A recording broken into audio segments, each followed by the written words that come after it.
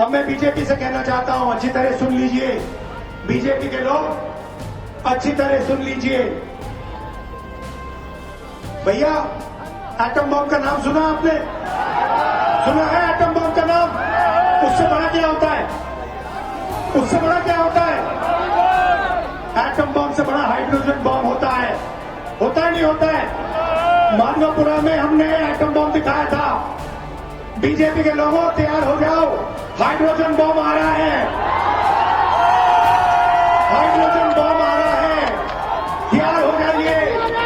आपकी जो सच्चाई है, वोट चोरी की सच्चाई।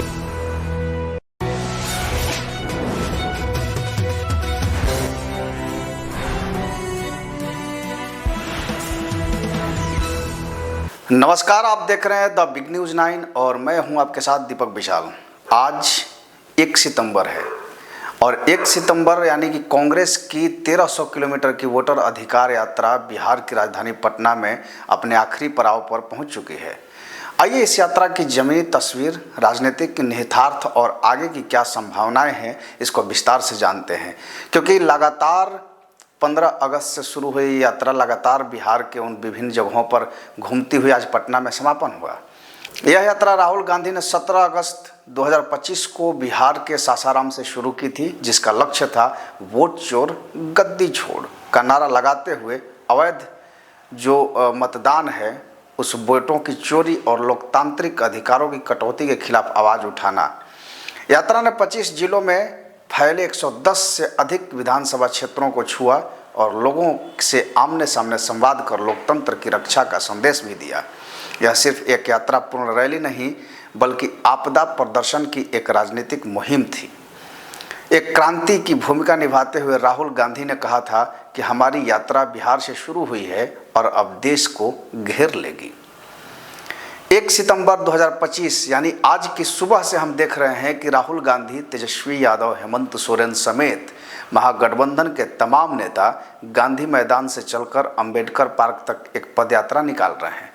यह यात्रा गांधी से अंबेडकर के नाम से सुर्खियों में है और पटना पुलिस ने सुरक्षा कारणों से डकबंगला चौराहा क्षेत्र को प्रतिबंधित क्षेत्र घोषित करते हुए यात्रा को वहीं रोक दिया था। क्योंकि जिस तरह से यात्रा में लोगों का जनसैलाब उमड़ा था, उसको देखते हुए प्रशासन भी कहीं ना कहीं घबरा गई और उस यात्रा को रोक दिया गया। एक तरह से रैली में बदलाव लाया गया। उसके बावजूद यह समापन अत्यंत प्रभावी बना रहा। जब नेता जनता को संबोधित करते हुए लोकतंत्र और मतदान के अधिकार की रक्षा पर जोर दे रहे थे, राहुल गांधी ने इस अवसर पर भारी राजनीतिक बयानबाजी की। उन्होंने कहा कि जल्द ही एक हाइड्रोजन बम वाले खुलासे होंगे जो मोदी जी की अपना चेहरा सार्वजनिक रूप से नहीं देखा पाएंगे। यात्रा बिहार में शुरू हुई, इसको हमने नाम वोटर अधिकार यात्रा दिया। यहां पे शिवसेना के नेता बैठे हैं, महाराष्ट्र में एनसीपी, कांग्रेस पार्टी और शिवसेना से चुनाव चोरी किया गया था। ये 100% सच है। तकरीबन 1 करोड़ नए वोटर लोकसभा चुनाव के बाद वोटर लिस्ट में जोड़े जाते हैं, बढ़ाए जाते हैं, नए वोटर आके वोट करते हैं। हमारे गठबंधन का जो वोट था, जितना हमें लोकसभा में मिला उतना हमें विधानसभा में मिला, 1 वोट कम नहीं हुआ और सारे के सारे नए वोट बीजेपी के अलायंस के खाते में गए। लोकसभा हम जीते, विधानसभा में हमारी पार्टियां तीनों की तीनों मजबूत पार्टियां साफ हो गई। क्यों? क्योंकि इलेक्शन कमीशन ने और बीजेपी ने मिलकर वोट चोरी की। उसके बाद हमने साफ दिखाया, माधवापुरा में बेंगलोर सेंट्रल की सीट में हमने साफ दिखाया कि एक असेंबली में 1 लाख से ज्यादा फर्जी वोटर थे। बेंगलोर साउथ, बेंगलोर सेंट्रल में 7 विधानसभाएं हैं, 6 में हम जीतते हैं, कांग्रेस पार्टी जीतती है। जहां पे 1 लाख फर्जी वोट थे वहां पे हम साफ हो जाते हैं और उसी असेंबली के कारण बीजेपी लोकसभा जीत जाती है। हमने ये प्रेस कॉन्फ्रेंस में दिखाया, डेटा के साथ दिखाया। इलेक्शन कमीशन हमें वोटर लिस्ट नहीं देती, वीडियोग्राफी नहीं देती। हमारे लोगों ने कागज की वोटर लिस्ट से फोटो मिलाकर, नाम मिलाकर, एड्रेस मिलाकर यह काम किया। 4 महीने लगे, 16-17 घंटे काम किया और हमने देश के सामने सबूत रखा। ब्लैक एंड व्हाइट में हमने सबूत रखा। बिहार के युवाओं को मैं कहना चाहता हूं, ये बिल्कुल सही बात है। देखिए, वोट चोरी का मतलब अधिकार की चोरी, वोट चोरी का मतलब आरक्षण की चोरी, वोट चोरी का मतलब रोजगार की चोरी, वोट चोरी का मतलब शिक्षा की चोरी, वोट चोरी का मतलब लोकतंत्र की चोरी, वोट चोरी का मतलब युवाओं के भविष्य की चोरी। ये वोट नहीं ले रहे, ये आपकी जमीन, आपका राशन कार्ड सब कुछ उठा ले जाएंगे, अदानी अंबानी को दे देंगे।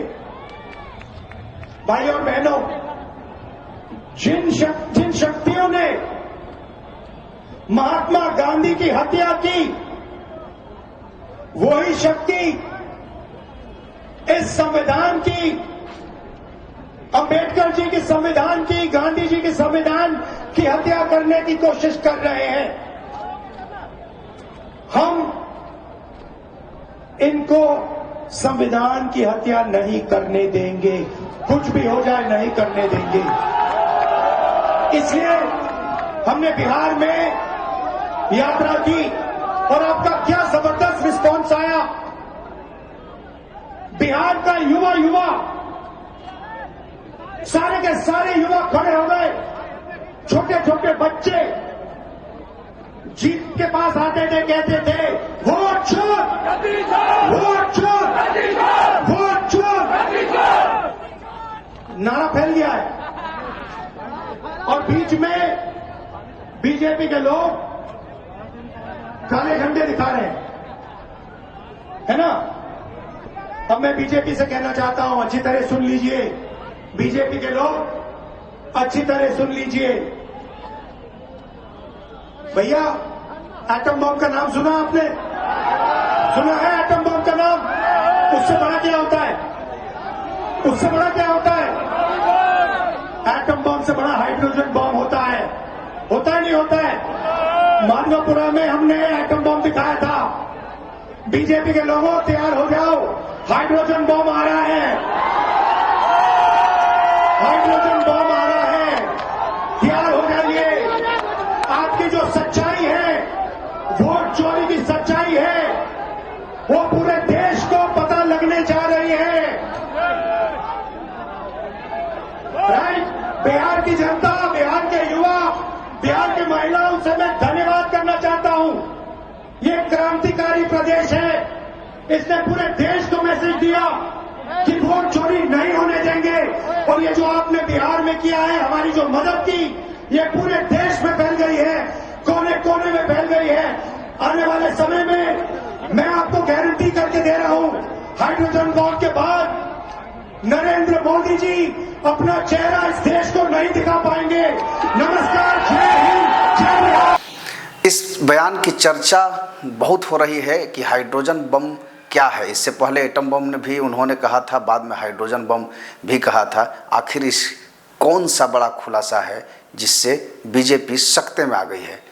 उन्होंने आरोप लगाया कि वोट चोरी सिर्फ एक चुनावी समस्या नहीं, बल्कि लोकतंत्र और नागरिकों के अधिकारों को चुराने जैसा है, और इसी खिलाफ यह यात्रा निकाली गई है।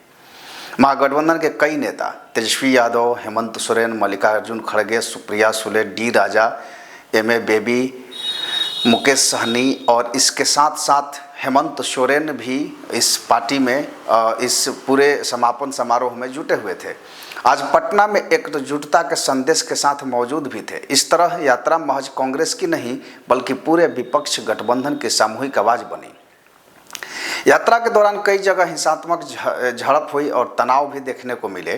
पटना में कांग्रेस कार्यालय पर हमले भी हुए, जो बीजेपी की बढ़ती बेचैनी का संकेत माना गया। आज की यह यात्रा सिर्फ एक राजनीतिक इवेंट नहीं बल्कि एक मंच बनकर उभरी है, जिसने बिहार में कांग्रेस और महागठबंधन को ग्रामीण आधार पर मजबूत स्थिति दी है, जिसे पार्टी 30 वर्षों से हासिल नहीं कर पाई थी। और यह यात्रा का असली असर आने वाले विधानसभा चुनाव में देखने को मिलेगा, क्योंकि जिस तरह से रैलियों में जन सैलाब उमड़ रहा था, लोगों में सरकार के प्रति आक्रोश दिख रहा था, उसको देखते हुए कहा जा सकता है कि 2025 विधानसभा चुनाव में इसका असर जरूर देखना है। तो क्या यह जनता की सुनने, जागरूकता को बढ़ाने और विरोधी मतों को प्रभावी ढंग से आगे बढ़ाने में सफल अभियान साबित होगा? तो आज 1 सितंबर 2025 को राहुल गांधी और महागठबंधन की वोटर अधिकार यात्रा अपने अंतिम चरण पटना पदयात्रा के साथ समापन की ओर बढ़ रहा है। इस यात्रा ने बिहार के चुनावी परिदृश्य को न केवल गति दी बल्कि लोकतंत्र के मूल्यों और वोट अधिकारों के प्रति एक नया राजनीतिक संवाद भी गढ़ा है। अब सवाल हमारे सामने है कि क्या यह अभियान नीतीश सरकार चुनाव आयोग पर दबाव डाल पाएगा? क्या आने वाले कल विधानसभा चुनाव में महागठबंधन इसका राजनीतिक लाभ उठा पाएगा? और सबसे महत्वपूर्ण कि क्या सच में जो वोटर अधिकार को लेकर राहुल गांधी चल रहे हैं उसमें उनकी शाख उभारेगी? ये तो समय और जनता बताएंगे, लेकिन फिलहाल मैं आपको इस पूरे प्रकरण से जुड़े हुए तमाम उन नेताओं के बयान और उनके जो कही हुई भाषण है उनको मैं आप तक सुनवाऊंगा। और आप बने रहिए बिग न्यूज़ 9 के साथ और देखते रहिए, क्योंकि बिग न्यूज़ 9 पर बिहार विधानसभा चुनाव से तमाम विधानसभा चुनाव का जिक्र होगा और साथ ही साथ आपको अलग अलग अंदाज में उन विधानसभा चुनाव का विश्लेषण भी देखने को मिलेगा। तो आप जल्दी से हमारे चैनल को सब्सक्राइब कर लीजिए और साथ ही साथ अगर हमारे चैनल पर आप नए हैं तो हमारे चैनल को सब्सक्राइब करने के बाद उसके बेल आइकन को ज़रूर दबाएँ, क्योंकि बिहार विधानसभा चुनाव से लेटेस्ट खबरें आप छूट ना जाए और आप तक पहुंचने से वंचित न रह जाए। नमस्कार।